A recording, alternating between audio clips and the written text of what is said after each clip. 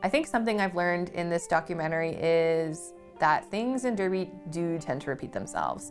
So when I was interviewing Lulu and Cupid, talking about sort of the original downfall of TCRD, which they kind of felt was because of some of that lack of emphasis on recreational skaters, I see the same things happening now. So I'm a little bit worried that we're gonna end up in the same boat at some point, but also sometimes you just can't stop history from repeating itself, right?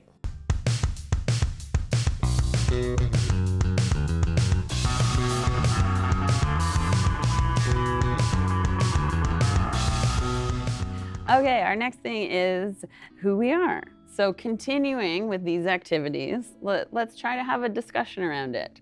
So the rookies were sitting around and started a little discussion around competitive and recreational and just how they felt about things. And I would love to hear some more about what people want from the league. After our seeding game, we held a league meeting where one of the topics was recreational versus competitive play. League members were asked to put a post-it note under recreational or competitive to show which they were more interested in. It ended up being a 50-50 split. I can tell you guys, I put one post-it note on each recreational and competitive because I think it's really important that Terminal City focuses on both of those things. I think that any time that you focus on one more than the other, there is a group of folks that are going to suffer for that. I did choose to do the 2 recreational currently, but who knows? I mean, maybe next year I might want to get more into, competitive. And I guess my fear was too, is I don't want there to be a divide. We're all in the same league, working together. I don't want it to be like one versus the other. I don't want there to be a divide. I started as somebody who had never done competitive sport, hadn't really done very much sport at the time, and had no skating experience. So I had that experience of joining, but I had gone to a game and went, this is the thing I want to do. But it is a lot and it is hard, and you do need to work on it in your own time. We do not have a lot of track time, but competitive is a range, right? I don't want to play Division 1 competitive. I do not have that time or energy in this stage of my life, but I want to play competitively with myself. I want to get better. I want to win games. It is a game with a winner. I have been here since October 2018, and I've been a rookie that entire time, in my own view, because I have not taken care of my body because I haven't known how. And I think that's a very important thing to remember when we're teaching new people how to skate, is that not everyone is athletic to start. We could, as a group, be in a very different place 1 year from now. And that's why I think it's important that we keep talking about this, right? Keep talking about it, because it will change for all of us, right? I shared with the rookies earlier that I stopped competitive play in 2011 because I got cancer. And it is the reason that I still play roller derby today, because I did not push my body beyond what it could do for the past 13 years. I did just what I could do, right? And you need to have a recreational team for those people to play on, right? And those life emergencies are gonna happen to all of us, and we're still gonna wanna play, right? As you can see, there's a lot of opinions about our league and where we should go next, and considerations that we have to keep in mind as we're deciding who we want to be. If I could sum up the last 12 months at TCRD, I would say it's really come down to trying to figure out who we are. And I think the most difficult part of that is most of us are trying to figure out who we are as individuals at the same time. As much as I love the team and the community aspect, it is a personal journey. And what I always say about roller derby is, I guess much like any sports, it's 50% a team thing, but it's a 50% a journey that you're going on with yourself. Because roller derby attracts a lot of historically marginalized communities, it does mean a lot of us in the league have spent a lot of time discovering who we are in our lifetimes. We might be figuring out our gender identity, our sexuality, or we're just realizing for the first time that we're an athlete. Being an Indigenous skater in roller derby, I feel like has been an interesting experience. The teams who I've skated with in the past have not had too many people of color on the team. Like, it's been mostly white folks. I recognize that, like, I am fair-skinned, and I don't like the term white passing, but for lack of a better term, I am white passing in a lot of spaces. And I felt like I've had to lean into that a lot more, at the expense of, like, yeah, showing up as my whole self, as my true self. I'm trans, non-binary, and two-spirit. I'm 24 and first came out almost 11 years ago now. My relationship with gender stuff has been a complicated one, and one that has been a long journey that I think is still ongoing, and I don't think there's an end to it. I think it is something that is a part of me that I've just come to accept will be, like, it's gonna show up in different ways, and I'm gonna have different experiences with it kind of as I continue living. As a trans person, being hyper aware of, like, how other people perceive me, both, like, in just, like, everyday life, just when I'm walking down the street, when I'm, like, minding my own business, or, like, when I'm shopping for clothes, like, are people wondering what I'm doing in whatever department? Or I am so paranoid about people, like, I don't know, looking at me weirdly for picking one gendered washroom over the other, to the point that I will not go to the bathroom in public if there is not a gender neutral bathroom. I think I just want to be able to exist without, like, people looking at me weirdly, or looking at me and me worrying about them thinking about, like, this puzzle of trying to figure out what I am, or, like, what's in my pants. Like, I don't, it's so tiring.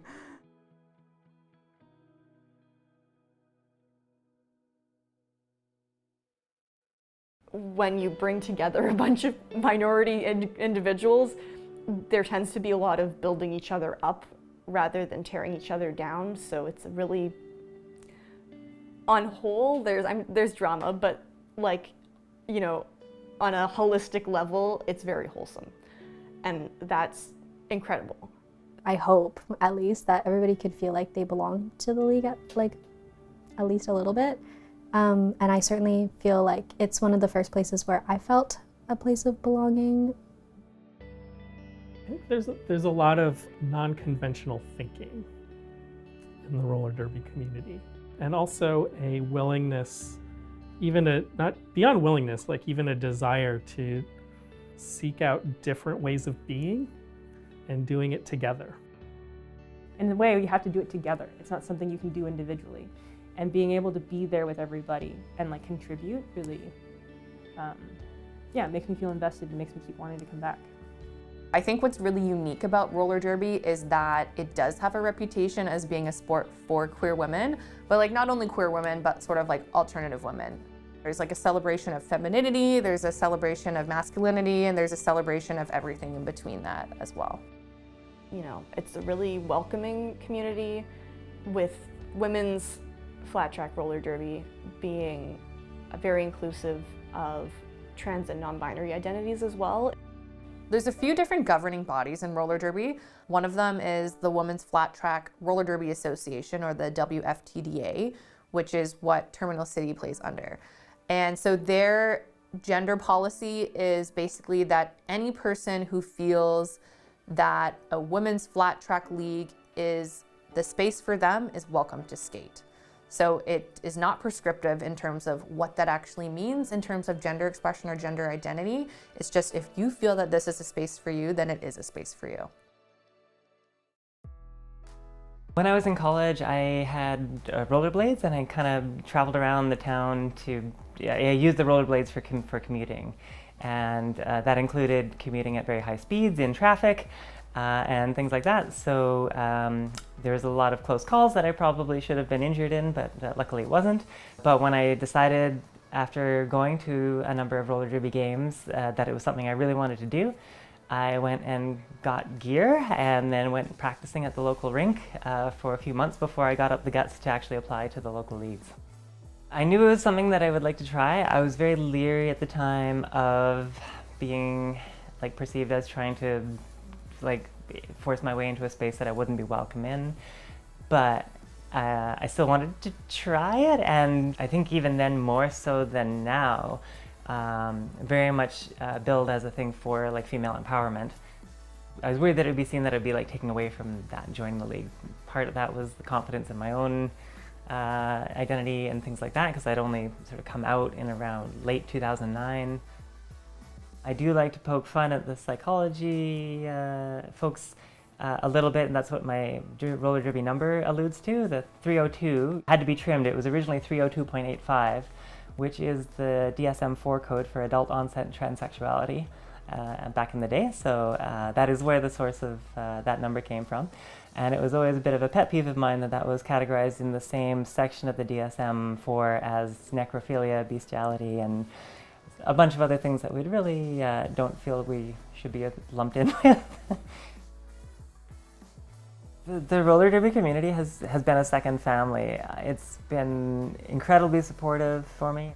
It's just like a great microcosm of society that really is trying to be about lifting each other up and pushing each other forward.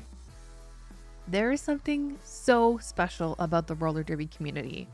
It means so much to so many people. It's a, quote, fun, unquote, hobby that becomes very serious for a lot of us. To be honest, a lot of my motivation for making this series was to try and figure out why so many of us love roller derby so much, even when we're often sacrificing both body and soul to be a part of it. I'd say everybody gets injured to some extent. Like how bad the injury is kind of varies. Roller derby is a contact sport, so we have to have a first aid person at every practice because injuries happen. We see a lot of strains and sprains. We've seen a good couple of fractures and a good couple of dislocations. I would say like soft tissue things are like the most common, and concussions. I had hurt myself on the track earlier and went back out and tore my PCL. It took me out for 5 months. I'd still try to come out and do coaching or come out and be an NSO, which is a non-skating official, just to kind of keep myself still involved because I saw a lot of other people get injured and not, and they just sort of faded out. Dealing with an injury for the past 9 months sucks. It sucks when you feel like you're making a lot of progress and you're doing really great to be sidelined and watching all the people who were sort of at the same level as you start to surpass you, and you know that they are because you can watch them. It's really exciting to see how much they're growing, but at the same time you realize that you are stunted or even lower than where you were before because you have to regain all of those skills, the muscles, etc. Team gets really excited that I'm back on the track, and they kind of push me around probably a little more than they should. But it's nice to feel like they're excited to have me back on the track, even if I know that I'm not going to be able to play at the same level that they're at. And it's going to be a long time, if at all, that I will. So I actually wear 2 braces to play roller derby. Basically what happened was over the beginning of the pandemic, I started gradually getting these neurological symptoms, and then we found out that I had an infection in my brain. So for a while I was unable to move my leg or really use a lot of my arm, and then I did the treatment. I got a lot better, but I do still have I have to wear a brace for my foot doesn't come up on its own, and then my last 2 fingers are totally stuck here. It's just kind of a constant battle of I want to participate, but I don't want to do too much so that I'm in pain. I'm always in pain, but I don't want to do so much that I'm unable to do anything else. So, the big question, who is Terminal City? At the time I'm recording this narration, that league meeting was quite a few months ago. And I wish I could say we've completely figured everything out since then, But the reality is we haven't. Everything is still a work in progress. But I think that's okay, and I think that's normal. Since that league meeting, we've implemented a number of different things to try and help our recreational skaters feel more included, but really only time will tell if we've done enough. We're just a bunch of misfits, weirdos, and individuals who have found each other through luck and circumstance, who are all trying our best and who are lifting each other up in the best ways we can. Everything else, I hope, will come with time, as long as we keep listening to each other. And as for what's next... So it's October 24 right now. We have a couple of upcoming things that involve GVRD. GVRDA is the Greater Vancouver Roller Derby Association, and they're the other local league that we tried to merge with and we are now friendly rivals with. There's been a contentious relationship with them in the past. I think we have worked very hard to build a good relationship with them now. I would categorize GVRD as our frenemies. I love GVRD. I feel like we shouldn't, but I do. This Sunday, we are going to be seeding their B charter team, which is really exciting. So a seeding game is a game that you play to get your initial ranking on the WFTDA ranking charts. So GVRDA, they have two charter teams. One is their A-level, highest level charter team, and they've been around for a while, and they just recently made their B-level, so like slightly lower level charter team. A charter team is a group of selected skaters from a league who are eligible to play in WFTDA games. So to get onto the WFTDA rankings, their B-level charter team needed a seeding game. Since our team is already on the WFTDA rankings, GVRDA's B team will play our team to see where they should be placed on the rankings. If they lose, they'll be ranked below us, and if they beat us, they'll be ranked above us. I would say Terminal City used to be the competitive league locally, and GVRD was sort of considered, I don't want to call them a recreational league because they were still competitive and they were still like hard hitting, hard playing, but seemed maybe more fun versus more competition. Like if you wanted to play competitive derby and play in the WFTDA, you came and you tried out for Terminal City. And I think that role has actually switched since COVID has happened. I think if you want to play competitive roller derby locally right now, you try out for GVRD because they are the highest skill team at the moment. To be honest, I think they're probably gonna kick our butts. Like, I'm gonna be real here, but yeah. GVRDA has basically clobbered us in every game that we've ever played against them. So since COVID, we definitely have not won any games against GVRD. We are trying to edge our way closer to eventually beating them. Do you think we will beat them in the future?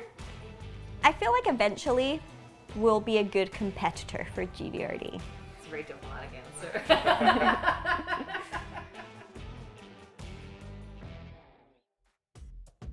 So the game was actually crazy. I would say it was one, if not, I would say actually yes. It was my favorite game that I have ever played. When we started playing, we actually picked up a really big lead in the first half. We were winning by quite a lot of points, which was honestly shocking to me. And at halftime, I don't know what GVRDA did, but they did something. They changed their strategy. And in the second half, they were catching up with us. So I was like watching the score. I think in halftime, I don't remember what the score was, but we were maybe up by like 60 points. And they just started slowly closing that gap. And so by the time we got to the very last jam of the whole game, we were basically tied. And obviously, it was a big moment for our team because since the rebuild, we have never come close to beating GVRDA. And so that moment before that last jam, like I just remember feeling so nervous because it was like, it kind of felt like our one shot to maybe beat them. So I was on for the very last jam, and Easy, who was, she's like an amazing jammer, came out and was talking to us and was like, okay, you guys have to catch their jammer and you have to let me get lead. We have to win by like getting lead for this jam. So yeah, there was just, I think, a lot of tension from both sides at that last jam because we were basically at a tie.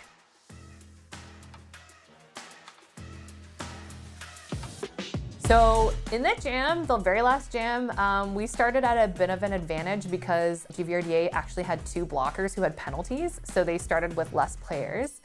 And yeah, we just managed to kind of keep their jammer for a little while. Easy went out and got lead. And she was able to pick up enough points and run out the clock enough that we were able to win.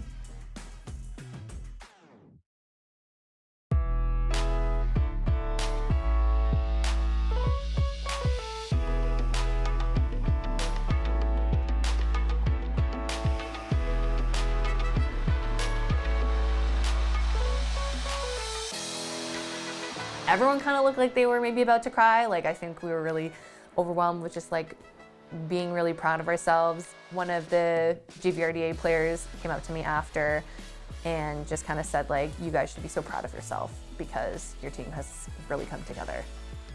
And I did.